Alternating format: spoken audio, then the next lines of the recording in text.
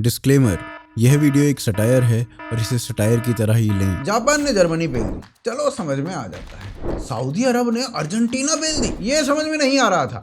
फिर थोड़ा ध्यान दिया गया, सऊदी का एक गोल किया 9 नंबर की जर्सी वाले ने और दूसरा किया 11 नंबर की जर्सी वाले ने। अब भैया ये नंबर आपस में मिलेंगे, वो भी सऊदी अरेबिया के लिए, तो धमाका तो होना ही था और कुछ ना कुछ टूटना भी था।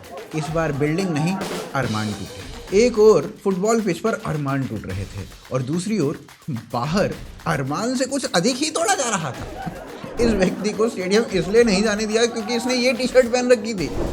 एक दिन कतर में इंद्रधनुष निकला, शेख ने आसमान में देखा पर आसमान ने शेख को नहीं देखा। आसमान भी लाइक तो है कौन खुद पर सारा शेख तो आकाश में रेनबो देख रहा था। शेख वाज लाइक, देखो हमने सारा LGBTQ को लाइन से लगाकर कतर से कितना दूर भेज दिया है। आसमान भी लाइक, मेरे काम में भी अपनी बड़ाई ले रहा है, ये है कौन, कहीं ये पू तो नहीं। बाद में पता चला वो शेख तो चिल्ली था। कतर बैन पे बैन लगा रही है, वहीं फीफा हर संभव प्रयास कर रही है कि उन्हें बचाया जाए। Don't criticize Qatar, don't criticize the players, don't criticize anyone. Criticize FIFA, criticize me if you want, because I'm responsible for everything. But let the people enjoy this World Cup. Fans की हालत देवदास जैसी हो चुकी है। FIFA कहती है शराब छोड़ दो, कतर कहता है LGBTQ का झंडा छोड़ दो, बोतल छोड़ दो, ढोलक छोड़ दो, ड्रम छोड़ दो, स्लीवलेस टी शर्ट पहनना छोड़ दो, ऑफ शोल्डर छोड़ दो, अबव नी छोड़ दो, गर्लफ्रेंड से गले मिलना छोड़ दो, गांगुली बनना छोड़ दो। भाई इतना छोड़ दो तो देवदास को पारू ने भी नहीं कहा था जितना कतर ने कह दिया है। और साला कतर तो गर्लफ्रेंड भी नहीं है। मेरी दादी पे उनकी जवानी में इतने बंधन नहीं थे जितने इन खुले पंछियों पे कतर ने लगा दिए हैं। साला हर वर्ल्ड कप में क्यूटनेस हॉटनेस दिख रही होती थी, इस बार दिख रहा है सफ़ेद टेंट और उस पे ऊपर लगी कुकर की रबड़। और यही कारण है इस बार आपको स्टैंड्स खाली दिख रहे हैं। जिस वर्ल्ड कप में एक भी सीट खाली नहीं दिखती थी, उसमें स्टैंड्स खाली दिख रहे हैं। बड़ी बात है। ओपनिंग सेरेमनी में कोई नहीं पहुंचा। अब भाई ओपनिंग सेरेमनी में जाकिर नायक से करवाओगे तो कौन ही जाएगा, वो भी तब जब साला जाकिर नायक फुटबॉल को हराम बोलता है। Football as a profession is हराम। तो भाई आज बात करेंगे कतर जैसे देशों में वर्ल्ड कप पर बकैती की द वोक शो में।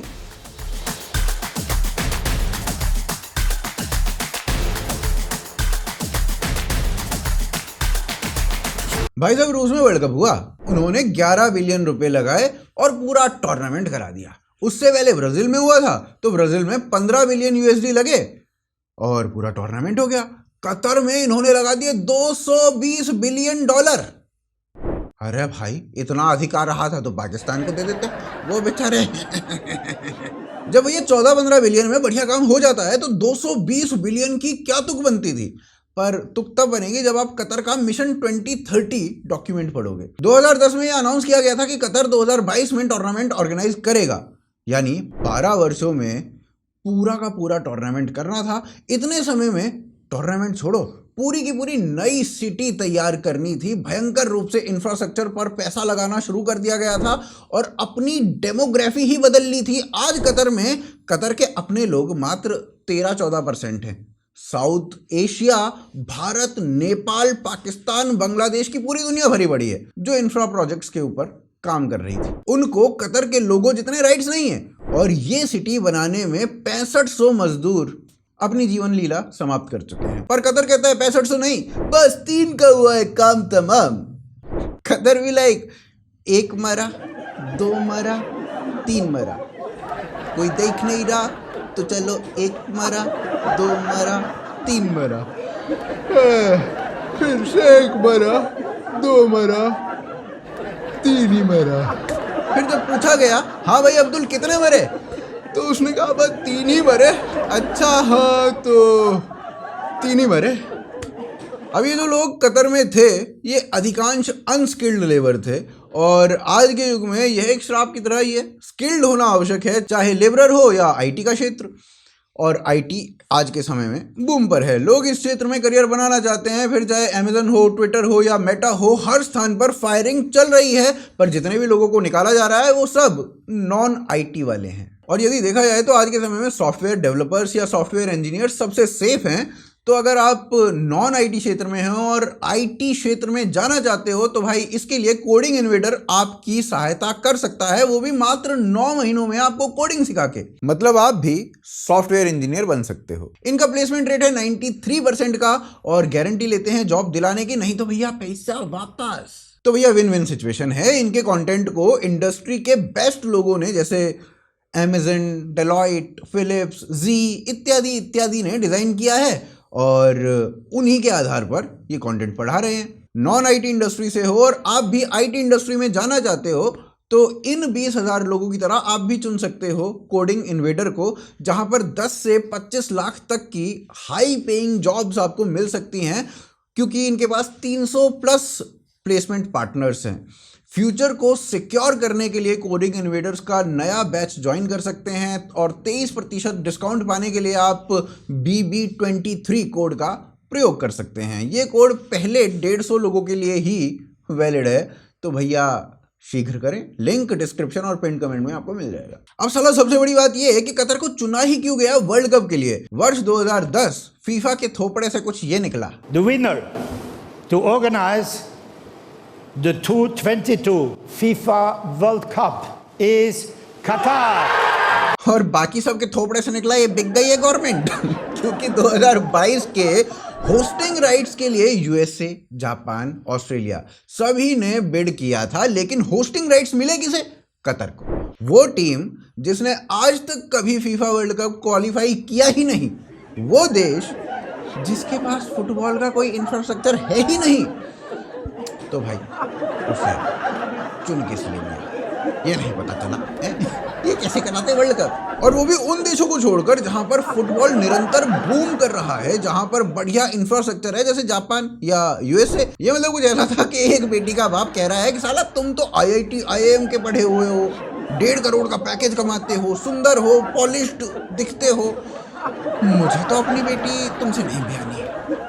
मैं तो कोई गली का गुंडा चाहता हूं जिसपे 2-4 केस चल रहे हो और जो तड़ी पार घूम रहा हो। ऐसे तो मजा ही नहीं आएगा भाई साहब। अब भाई किस देश को होस्टिंग राइट्स दिए जाएंगे इसका चयन ना 24 सदस्यीय टीम करती है वोट करके। फीफा ने 2010 वाली समिति जो थी उसके 2 लोगों को घूस लेके वोट करने के आरोप में बाहर निकाला था। तब फिर 2014 में एक न्यूज़पेपर ने कुछ लीक्ड ईमेल्स छापे और उसमें बताया गया कि फीफा के ऑफिशियल्स और कतर के फुटबॉल ऑफिशियल्स के बीच में ये मेल्स किए गए हैं और उसमें मिलियंस ऑफ डॉलर्स लेन देन की बात चल रही है। यूएसए ने भी पूरे सबूतों के साथ ये कहा कि कतर से फीफा ने पैसे खाए हैं। अब तक लोगों का भरोसा फीफा से उठ चुका था और सभी के मन में यही चल रहा था कि फीफा ने पैसे खाए हैं, क्योंकि इन्वेस्टिगेशन रिपोर्ट्स भी कुछ मिक्स्ड सी ही थी। फीफा का प्रेसिडेंट इलेक्ट होते ही रिजाइन कर देता है। अभी इलेक्ट हुआ था, अभी रिजाइन कर दिया। बड़े सारे कलेश एक साथ चल रहे थे भाई साहब। ये मतलब कुछ ऐसा था जैसे फीफा ना हो के रवि कुमार हो, sorry badass Ravi Kumar हो। वो अपने को कितना ही बैड एस कह ले, कितने ही भयंकर डायलॉग मार ले, पर लोग तो उसे कंट्रोल। फीफा के फॉर्मर प्रेसिडेंट ने कहा कि ये वर्ल्ड कप कतर में हो रहा है, ये उनकी सबसे बड़ी गलती है। उन्होंने बताया कि प्लातिनी और उसकी टीम के 4 वोट्स के कारण ये संभव हो चुका और प्लातिनी को ना $2 मिलियन का ट्रांजैक्शन हुआ था और उसी के लिए प्लातिनी को फीफा से निकाला भी गया था। अब आप समझ लो भैया क्या कनेक्शन है। उधर से ह्यूमन राइट्स का भी एक बड़ा पंगा है। अब भाई ह्यूमन राइट्स को कतर में क्या ही ढूंढना है, मतलब ह्यूमन राइट्स को कतर में ढूंढना ऐसा है जैसे रवि कुमार के बिस्तर में लड़की, क्योंकि रवि कुमार लंगोट का बहुत पक्का है, वो बिस्तर पर नींद के अलावा कुछ नहीं ले। और मुद्दा ये कि इतनी क्या आफत थी एक नई सिटी बनाने की, इतना इंफ्रा प्रोजेक्ट एक साथ करने की, अपना 5-6 स्टेडियम बनाते बात खत्म हो जाती। तो भाई कतर के शेख ने एक मिशन बनाया, मिशन 2030, और इस मिशन के अनुसार फीफा वर्ल्ड कप कतर में होना अनिवार्य था और इसीलिए हर संभव प्रयास किया गया टूर्नामेंट को कतर में कराने का। इसके बारे में आगे बताने से पहले आज के गेस्ट से मिल लेते हैं। आज के गेस्ट हैं भारत के सबसे बड़े स्पोर्ट्स जर्नलिस्ट। इनको पूछो फ्रंट फुट पे आओ तो ये पूछते हैं कौन से वाला फ्रंट फुट। अब आप फ्रंट फुट निकालिए। कौन सा वाला? इनको बोलो अपना दायां हाथ उठाओ तो पूछते हैं कौन सा वाला दायां हाथ। इनको बोलो साइंस की बुक निकालो तो पूछते हैं कौन सी वाली साइंस की बुक। इनको बोलो चल रवि कुमार बन के दिखा तो कहते हैं वो तो मैं ऑलरेडी हूँ। तो वेलकम करिए श्रीकांत गुप्ता का।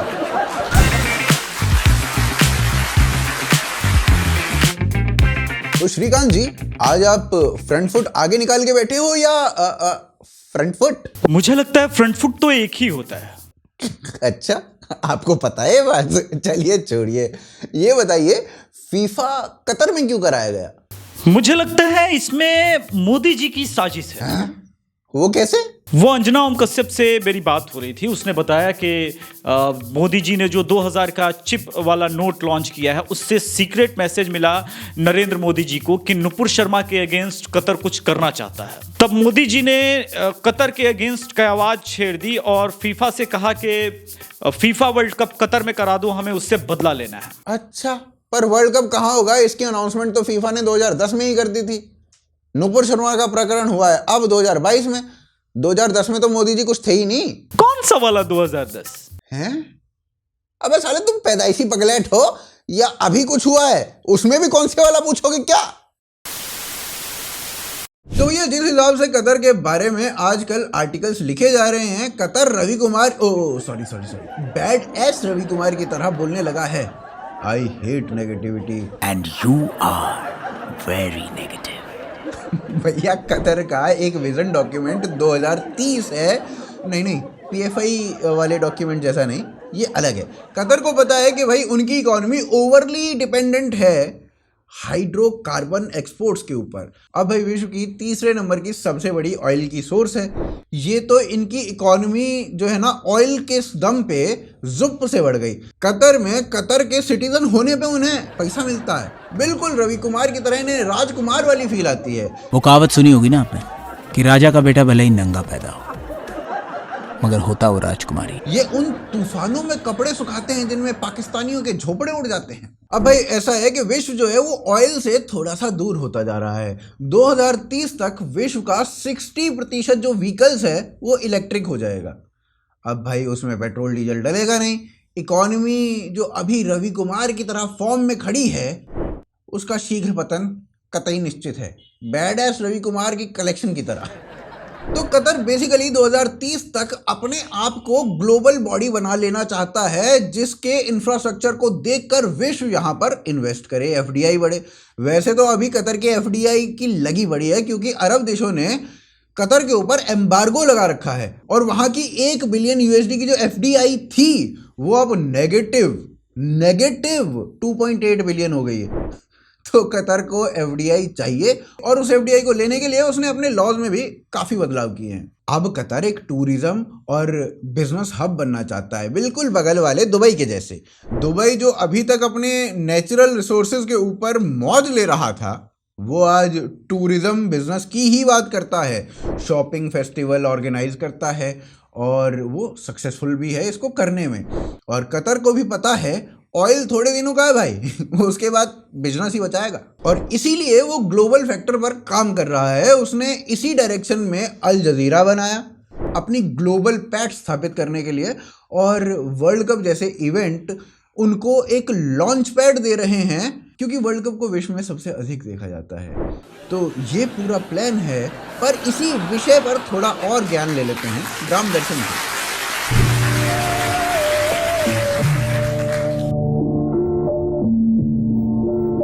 राम राम, ग्राम दर्शन में आपका स्वागत है। अर्जेंटीना मैच हार गई। केरल के अर्जेंटीना फैन या बात पे केरल के ब्राजील फैनंते गुथ गए। बेगानी शादी में अब्दुल्ला दीवानो, या कहावत की शुरुआत इन्हें देख के हुई। ये तो शुक्र मनाओ यूँ घटना केरल में हुई। हरियाणा में होता तो चाचा सुधीर को छोटो छोरा पिंकू ऊ कुट जाता, ससुरो घणो मैसी मैसी करे, दारी के धर ले तो कोई। और बिरम ताऊ को बड़ो छोरा बिल्लू ऊ ब्राजील को फैन बने। अब ऊ पैदल चल के स्कूल ना जावे, नेमार के जैसे लुड़कम चले। बिरम ताऊ सुबह सुबह आवे, बॉलिंग की गेंद की तरह बिल्लू फेंकें और सांझ तक बिल्लू न्योई लुड़कम चलते रहे। कतर में गए फुटबॉल फैनन ने कन्वर्ट करवाया जा रहा है। 500 से ज़्यादा फुटबॉल फैन अब तक कन्वर्ट हो चुके हैं। वैसे भी कन्वर्ट करने में ज़्यादा कुछ ना लगे, बस उन्हें कहनी पड़े कट इट। राहुल गांधी की या फोटो पे विवाद हो गया है। कह रहे हैं सब राहुल ने सॉल उल्टी पहनी, ओम उल्टो बनो दिख रहा है, पर मोह लगा लोग बावरे हो रहे हैं, कतई उल्टी सीधी बातन ने पेल रहे हैं।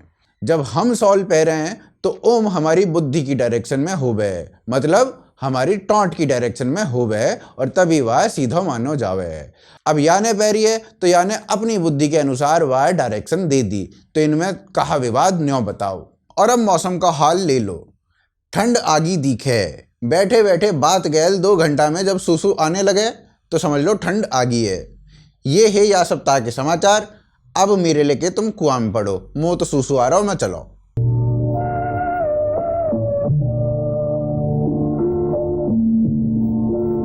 कतर का मोटो है हम ग्लोबल बॉडी बनेंगे परंतु इस्लाम को और अपने कल्चर को कंजर्व करते हुए। यही मोटो लेकर अल जजीरा भी चलता है और वो धीरे धीरे कतर को विश्व पटल पर एक सॉफ्ट पावर भी बना रहा है।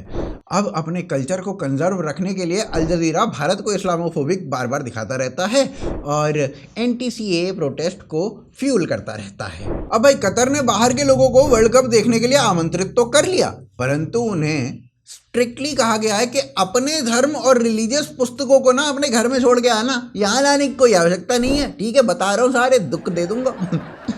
ये सही मायने में बैड एस रवि कुमार था। मतलब इस बार तो तेरे शरीर में इतना खून नहीं होगा, रवि कुमार एक बार में मूत देता है वाला स्वैग था कतर की बातों में। अब भाई इन्हें बनना है ग्लोबल पावर, पर इस्लाम का मोह मन से निकलता ही नहीं।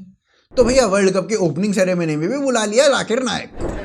मतलब ये ऐसा था जैसे आपने अपनी शादी पे बुला लिया अपनी एक्स को, वो भी आई कतई पटाखा बन के, और अब आप कभी यहाँ देख रहे हो, कभी वहाँ देख रहे हो, कभी यहाँ देख रहे हो, कभी वहाँ देख रहे हो। तो जाकिर नायक, जिसे कनाडा ने बैन कर रखा है, भारत ने, श्रीलंका ने, बांग्लादेश ने, यूनाइटेड किंगडम ने, इन सब ने बैन कर रखा है क्योंकि ये भाई साहब बढ़िया वाली ऑर्गेनाइजेशन के HR हेड हैं।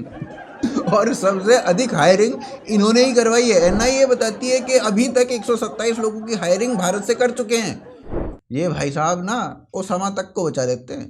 You mean you still have doubts about Osama bin Laden? Yes. अब ये बढ़िया वाली ऑर्गेनाइजेशन का लौंडा अबू अनस गणतंत्र दिवस पर सेलिब्रेशन में बड़े वाले पटाखे फोड़ना चाहता था। भारत में इंटॉलरेंस अब ज़्यादा ही बढ़ चुका था तो उसे पटाखे चलाने नहीं दिए गए। उसे पटाखे खरीदने के लिए जो पैसे दिए थे ना, वो जाकिर नायक की संस्था ने दिए थे।